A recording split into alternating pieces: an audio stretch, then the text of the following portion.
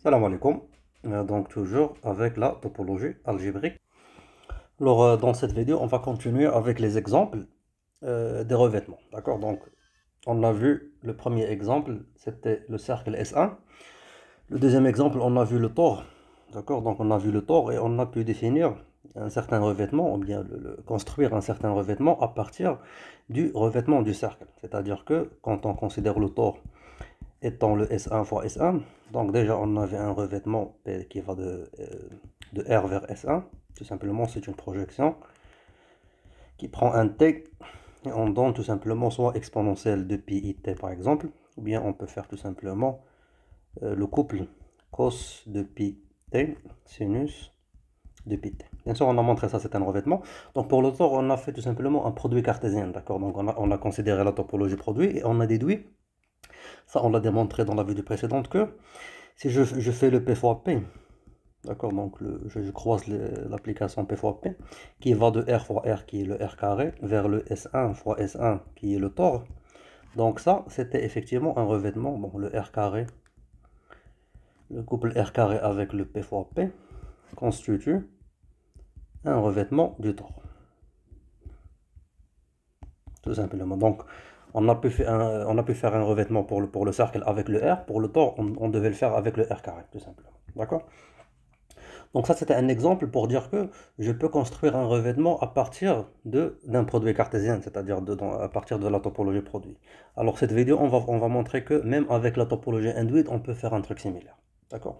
Donc ces deux constructions de topologie, ils se comportent d'une bonne façon en termes de revêtement, c'est-à-dire que si j'ai un revêtement, par exemple, d'un espace, quand je fais un passage par topologie induite vers le sous-espace, par exemple, je considère la restriction du revêtement, elle va être tout simplement le revêtement de ce espace.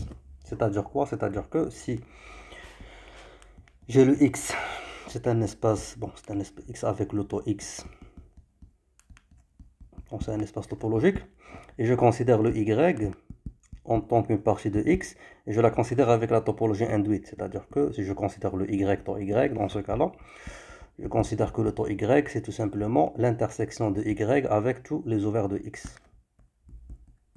Donc ça, c'est quoi? C'est la topologie induite. Alors ce que je vais montrer, c'est que si j'ai un revêtement, supposons, ça c'est une façon générale, mais supposons j'ai un espace, un revêtement P, entre le E qui va de E vers l'espace de base qui est le B, et j'ai un B0 qui est une partie de B, tout simplement. D'accord? Donc j'ai une partie de B qui va hériter bien sûr la topologie induite. Donc ce qu'on va montrer, c'est que si je note le E0 étant le P-1 de B0, pré-image de B0 dans E, et je considère la restriction de P sur ce E0, qui va maintenant de l'espace E0 vers le B0, alors le couple E0 avec cette restriction, il constitue un revêtement de B0. Donc c'est ce qu'on va montrer. Donc c'est une construction qui est très utile, et on va bien sûr faire un petit exemple avec ce qu'on appelle le bouquet de cercles, ou bien ce qu'on appelle la figure 8, parce que je croise deux cercles, je connecte deux cercles par un point, ça donne une figure 8. On l'appelle généralement, d'une façon générale, on l'appelle un bouquet de cercles. Donc, mais on doit montrer ça. En fait, la démonstration, c'est évidente. Pourquoi? Parce que, pour montrer qu'effectivement, ça, c'est un revêtement, donc je prends un point X, un point B par exemple, petit b, de B0. Donc le fait qu'il est dans B0, il est bien sûr dans P, donc ceci implique que B est un point de B. J'ai déjà un revêtement sur le B, qui est le revêtement P. Donc je conclus quoi? Je conclus que, donc on va dire qu'il existe un ouvert UX, tout simplement, qui est dans B, tel que son pré-image, il sera quoi? Il sera UX, et ça c'est le UP, je m'excuse,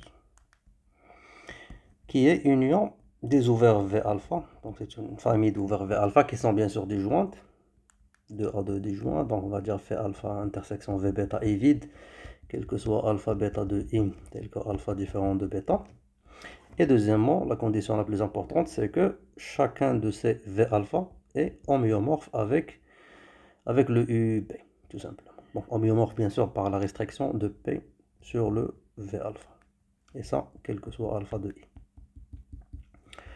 Donc on va construire un revêtement sur du B0 à partir de ce revêtement de P. D'accord?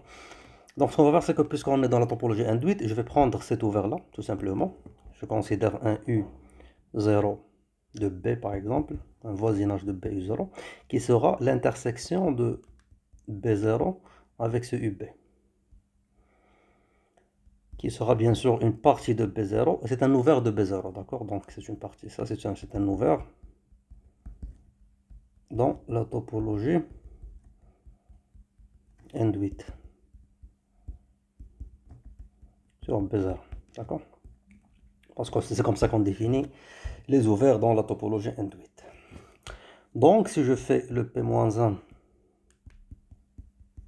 de U0 de B, il sera le P-1 de B0 intersection UB, qui sera tout simplement le P-1 de B0 intersection P-1 de UB, tout simplement. D'accord? Donc B-1 de B0, c'est tout simplement l'espace E0. D'accord? Son intersection avec P-1 de B, c'était quoi? C'était bien sûr par le revêtement, c'est l'union des V alpha. Ça, c'est une égalité. Donc ce sera bien sûr l'intersection avec l'union alpha de U, alpha de I des V alpha. Donc bien sûr, on a la distributivité de l'intersection par rapport à l'union, c'est-à-dire qu'on va avoir l'union de alpha de I de E0 intersection V alpha. Donc ce E0 intersection V alpha, c'est un ouvert dans E0, d'accord, par la topologie induite sur E0. Donc ça, je peux appeler par exemple le V, je sais pas moi, je peux faire V alpha 0, un truc comme ça. Je peux l'appeler V prime alpha, peu importe. C'est le E0 intersection V alpha. D'accord, ça, c'est un ouvert dans la topologie induite sur l'espace E0. Donc, qu'est-ce que j'ai? J'ai le P-1 de... C'était quoi? C'était le U0 de B. C'est quoi? C'est tout simplement union des V alpha prime. Bien sûr, on va garder la même indexation parce que finalement, il n'y a pas un indice de plus, c'est le V alpha qui s'intersecte avec le même espace pour chaque alpha de I. Et ils sont bien sûr 2 à 2 disjoints parce que puisque déjà le V alpha, si je vais par exemple V alpha prime intersection V prime alpha intersection V prime bêta. Donc ça normalement c'est quoi? C'est tout simplement le E0 intersection V alpha intersection E0 intersection V bêta qui est tout simplement E0 intersection V alpha intersection V bêta. Et V alpha intersection V bêta c'est vide parce qu'en fait c'est à partir du revêtement de B. Donc ça c'est vide. Donc ça c'est vide. C'est-à-dire que la famille elle est disjointe. Il reste bien sûr la deuxième condition à montrer que chacun de ces V alpha, cette V prime alpha, elle est homéomorphe avec le E0 de B. Donc puisqu'on a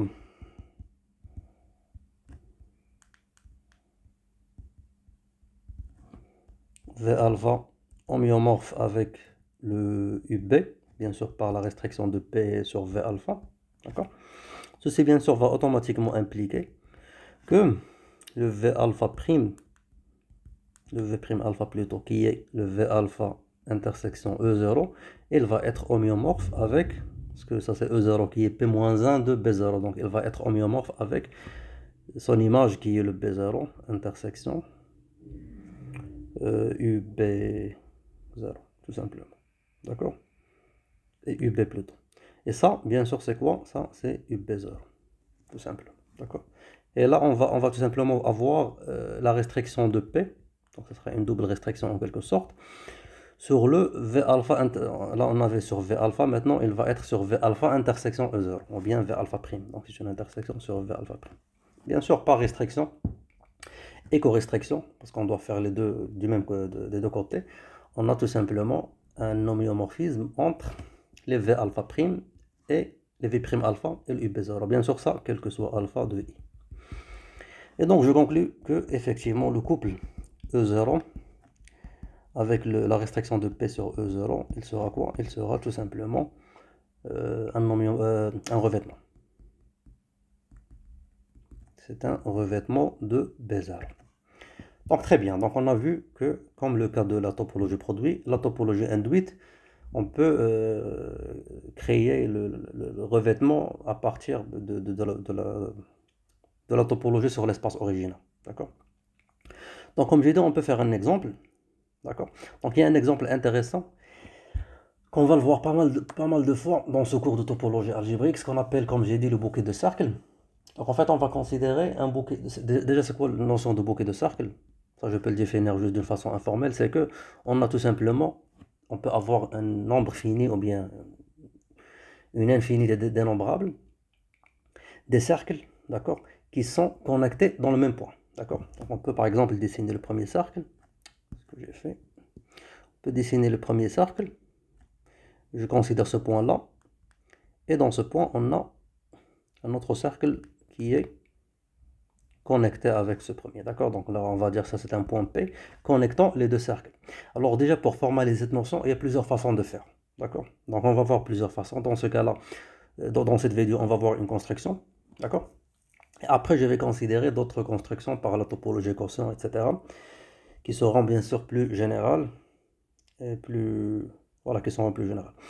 Donc ça, c'est, on va dire, c'est un bouquet de deux cercles qui sont bien sûr connectés sur le point. Alors on peut avoir trois. Alors pour pouvoir dessiner ces cercles, déjà si tu fais plus de 2, donc 3 et 4, c'est un peu difficile de garder la forme exacte géométrique du cercle. D'accord? Même si je vais dessiner par exemple un troisième, dans ce cas-là, ce sera un truc qui va intersecter, ce qui n'est pas bon. Donc généralement, ce qu'on fait, c'est que on déforme le cercle sur la forme d'une petite ellipse ou un truc, pas forcément une ellipse, mais un truc similaire à l'ellipse, et de faire la chose suivante. Si je fais par exemple un bouquet de 3 cercles, dans ce cas-là, je fais quoi? Je fais le premier cercle comme ça, d'accord?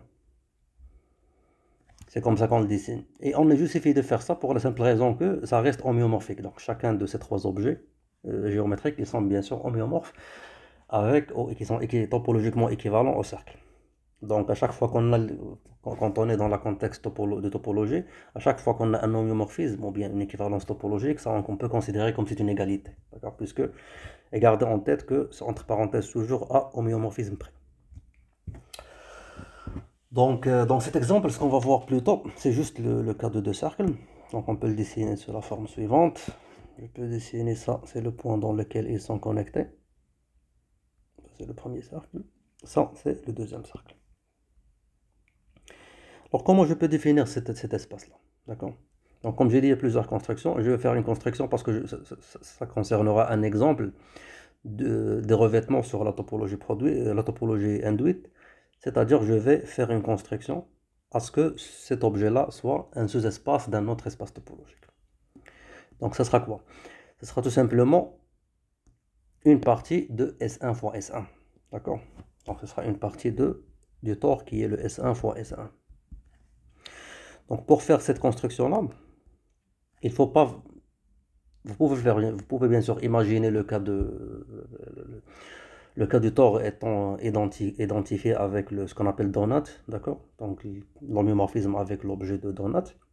Mais particulièrement dans ce cas-là, c'est déconseillé, d'accord? Donc là, on peut imaginer le S1 fois S1 d'une autre façon.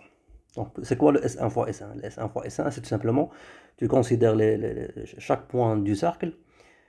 À chaque point du premier cercle S1, on associe un cercle S1, tout simplement. C'est-à-dire que je peux le faire de la façon suivante. Supposons, j'ai un cercle comme ça.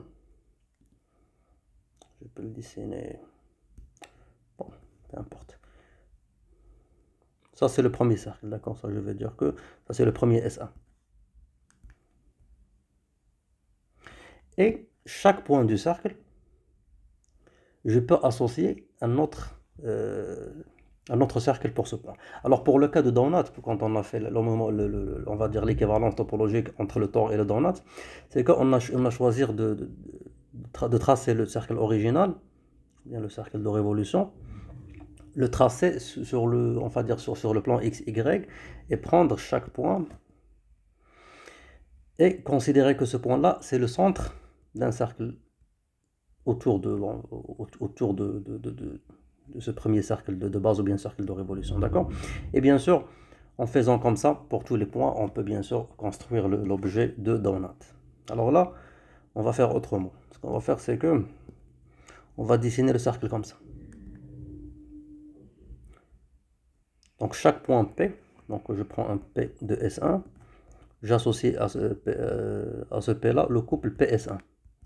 C'est ce qu'on a dessiné. Ça, je peux le faire d'une autre couleur, c'est mieux. D'accord? Ça c'est le point P. Et donc par exemple on peut avoir un autre point Q, donc je vais l'associer bien sûr à un autre cercle comme ça. Et imaginons qu'on fait ça bien sûr pour tous les points du cercle. Donc tu peux imaginer que l'objet qu'on a construit, il est bien sûr homéomorphique à ce S1 fois S1. Ok? Puisque ce qui nous intéresse dans ce cas-là, c'est uniquement un bouquet de deux cercles. C'est-à-dire quoi? C'est-à-dire que ça ne m'intéresse pas les autres. Ce que je vais faire, c'est que je fixe un point P, tout simplement.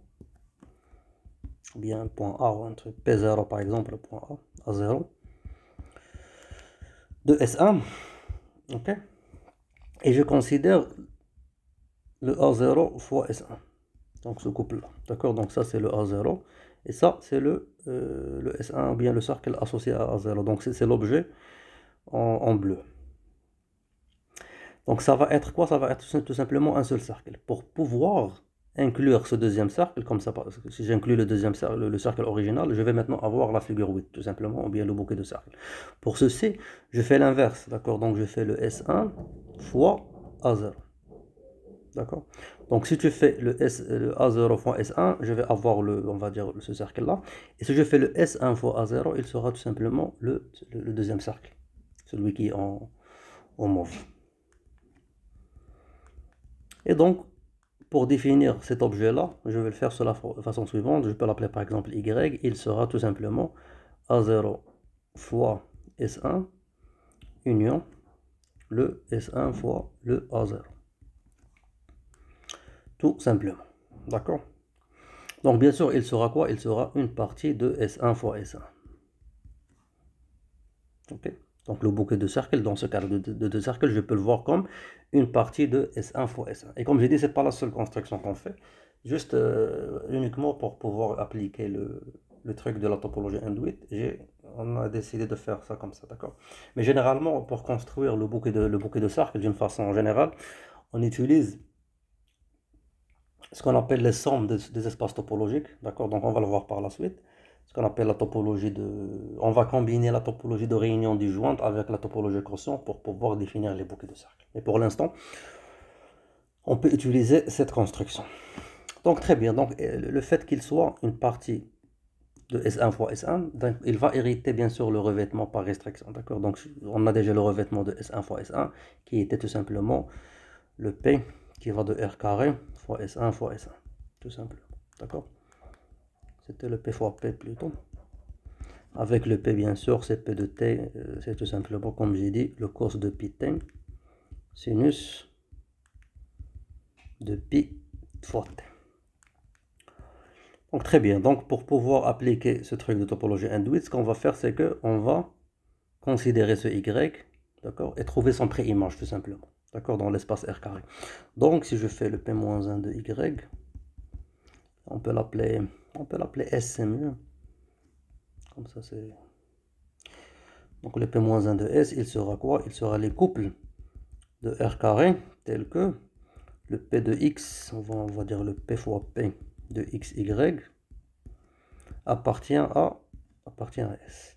Et c'est quoi le P fois P de XY? Tout simplement, c'est le couple P de X, P de Y. Donc il sera quoi? XY de R carré, tel que le couple P de X, P de Y appartient, c'est quoi le S? Tout simplement, on a dit, c'est le A0 fois le S1 union le S1 fois A0. Qu'est-ce que ça veut dire d'avoir P de X dans A0 fois S1 et P de Y dans P de X, P de Y dans cette union? Ceci va impliquer que le P de X, soit elle est dans le singleton A0, soit elle est dans S1. Donc ceci implique que tout simplement P de x soit est égal à A0 tout simplement, ou P de x, ça on peut le faire d'une autre façon, c'est de dire que soit P de x dans A0 et P de y dans S1, ou le P de x qui est dans S1 et le P de y est égal à A0, tout simplement. D'accord? Donc rappelons c'est quoi le P, comme on a dit, tout simplement c'est l'exponentielle de pi t, ou bien c'est le cos de pi t, sinus de pi t. Donc déjà pour avoir P de y dans S1, cela veut dire quoi? Cela veut dire que y il est dans R, tout simplement. D'accord? Parce qu'on a déjà trouvé que le revêtement, ou bien l'espace total du revêtement pour le cas de S1, c'était le R. Par contre, P de x et P de y qui sont égales à 0, qu'est-ce que cela veut dire? Donc, qu'est-ce qu'on a dit? On a dit qu'on prend un point A0 quelconque et je connecte les deux cercles. Alors, le choix de A0, bien sûr, je peux choisir n'importe quel A0, mais il faut bien sûr choisir le cas le plus simple. D'accord? Donc, c'est quoi le cas le plus simple? C'est de prendre tout simplement, si ça c'est le cercle, on prend le point 1, 0. Pourquoi il sera plus simple? Parce que par le revêtement du R, avec la projection P, ils sont les entiers qui sont projetés sur ce point-là. D'accord? Parce que c'est quoi le point A0, le point 1, 0? Donc je fais par exemple P de x, bien P de t est égal à 1, 0. Cela implique que le cos de pi t est égal à 1 et sinus de pi t est égal à 0. Cela veut dire que tout simplement le de pi t, c'est quoi? C'est exactement le de, on va dire 2npi, d'une façon générale. D'accord? Ceci implique tout simplement que t est égal à n. C'est-à-dire qu'ils sont les entiers, c'est-à-dire le z, les éléments, bien les nombres du z, qui ont comme image le point 1, 0. Donc ils sont les entiers, par exemple, c'est 0, 1, 2, 3, 4, moins 1, moins 2, etc. C'est les entiers qui sont mappés vers ce point.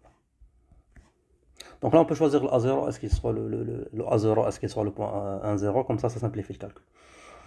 Donc si je considère effectivement que A0 c'est le point 1, 0, dans ce cas-là, le P-1 de S, il sera tout simplement, comme j'ai dit, les couples de R carré, tels que, comme j'ai dit, P de X c'est A0 et P de Y dans S1. Dans ce cas-là, cela veut dire que soit X est dans Z, dans ce cas-là, ça va impliquer que X est dans Z et Y est dans R. Dans ce cas-là, ceci implique que X, le couple XY, elle est dans R fois Z, ou tout simplement, là c'est l'inverse, c'est les Z fois R, ou le XY, tout simplement, elle est dans R fois Z. Ok? Donc c'est quoi le pré-image, le P-1 de S? Tout simplement, c'est l'union de Z fois R avec le R fois Z. Tout simplement. D'accord? C'est-à-dire, pour pouvoir faire un revêtement, bon, c'est pas le seul revêtement, on va voir, comme je dis par la suite, un revêtement qui est plus général, pour le cas de bouquet de cercle, mais dans ce cas-là, si je considère ça, c'est le bouquet de cercle, pour pouvoir faire un revêtement, ou bien pour pouvoir hériter le revêtement du cercle S1 sur ces deux cercles qui sont connectés, il sera tout simplement le plan R carré, et bien sûr pas tout le plan.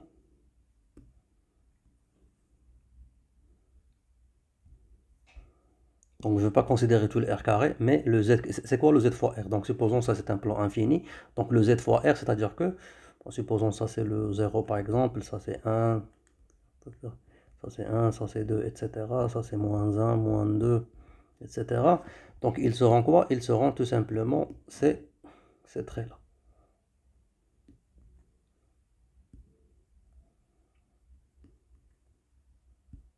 On peut imaginer que c'est une grille, d'accord? Donc bien sûr ça va partir en infinité vers les deux sens. Ça tout simplement c'est le Z fois R. Le R fois Z, ils seront bien sûr les traits qui sont horizontaux. Donc ils seront tout simplement ces traits-là.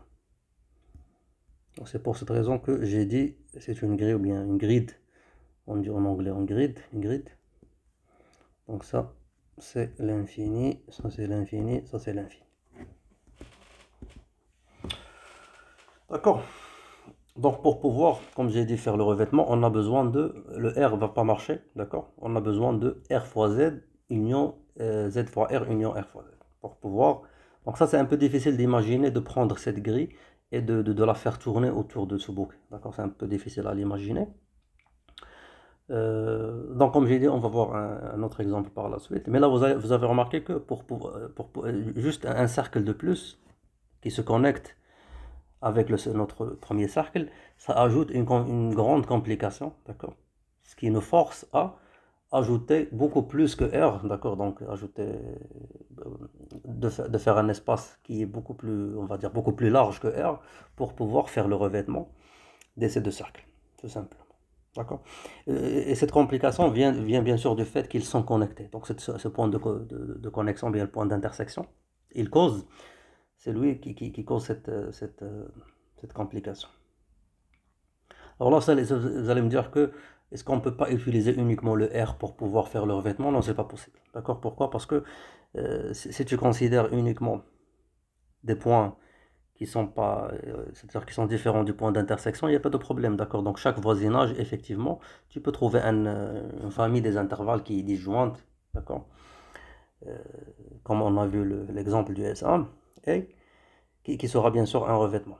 Par contre, si tu considères ce point-là, c'est un peu difficile parce que si tu considères ce point-là, donc un ouvert autour de ce point, il va contenir deux parties, d'accord? Donc une partie dans le premier cercle et une partie dans le deuxième cercle.